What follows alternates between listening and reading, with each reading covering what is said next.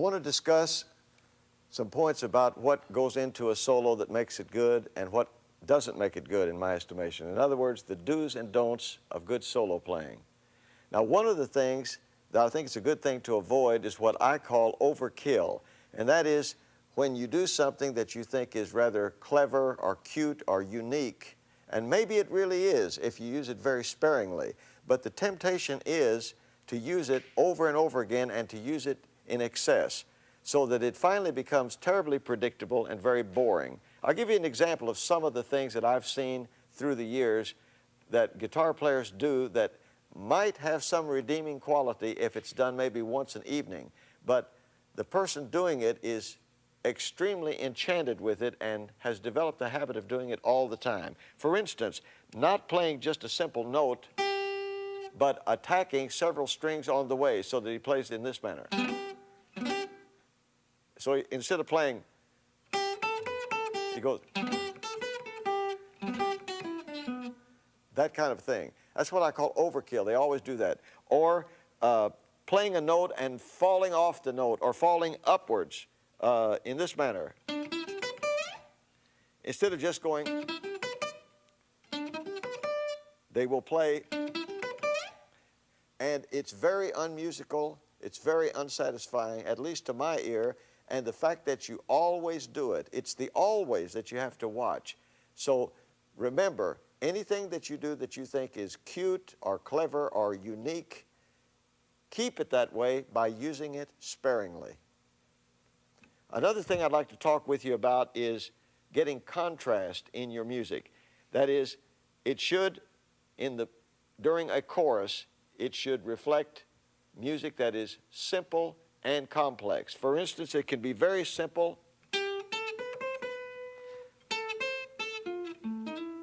and then it can move into something that is more complicated. So don't be afraid to use both, because if you only use very simple things, it will be very bland and very predictable and nothing to really surprise an audience. And if you use only complex things all the time,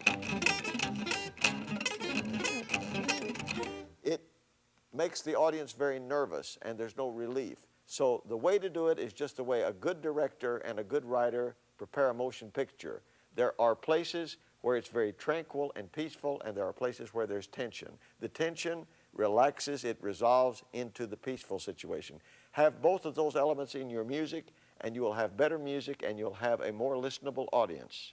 Another thing to think about is, as you play, not to play in such a way that your improvisation ends up being perpetual eighth notes. Usually, most guitar players not only play the perpetual eighth notes, which I think you should avoid, but they always pick every note. Now, if you think about horn players, they don't tongue every note, and so you shouldn't pick every note. It makes it too much all of the same sort of thing. But by getting variety in your playing through slurs and bending and falling off of notes and giving different types of ornamentation to the notes and coloration, you achieve more variety. So instead of just playing where you're playing,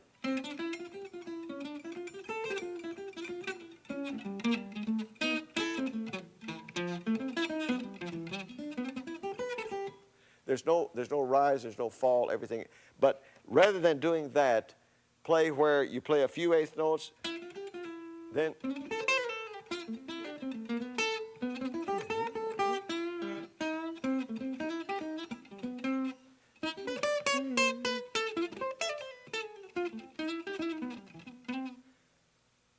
rise and fall changes all the time. Avoid perpetual eighth notes.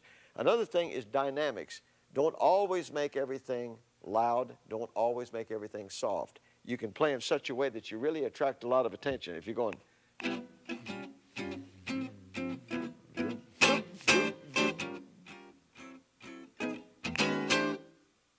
loud and soft. These are the things that are very important, dynamics. There's a time to be loud, there's a time to be soft, and in between.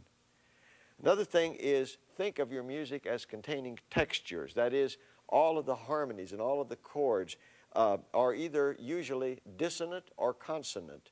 Don't have everything sound consonant. Don't have all of your music sounding like this.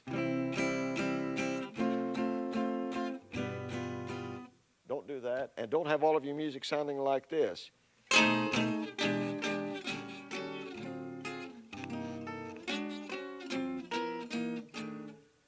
One is constantly mysterious, and it creates tension, and the audience will not listen very long. They'll get very restless. And the other way, if it's all these simple chords, they'll get very bored. So again, the music should have this give and take. There should be little interesting, tranquil moments that lead into dissonance.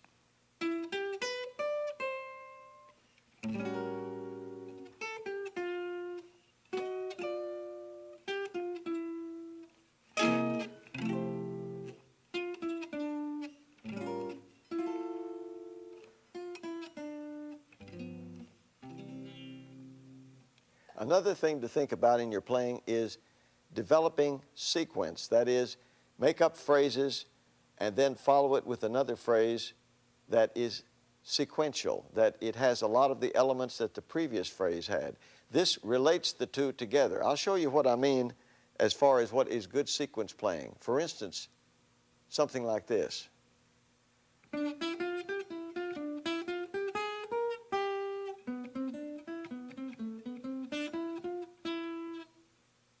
Or like something like this.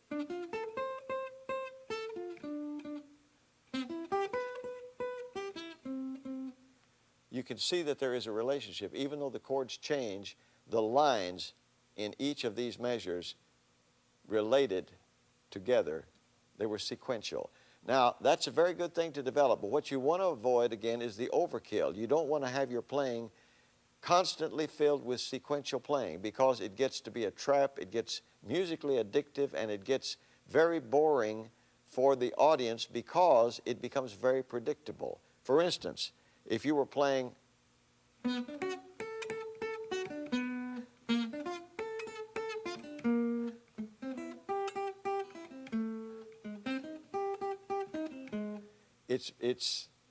it's too predictable.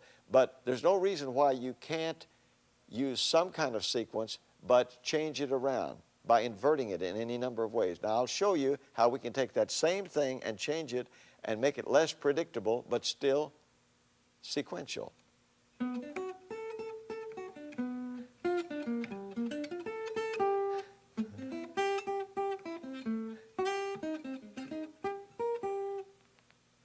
You can see that it is not exactly sequential, but it is a little sequential, and that makes it more interesting to the people, and it still shows a relationship of one phrase to the other.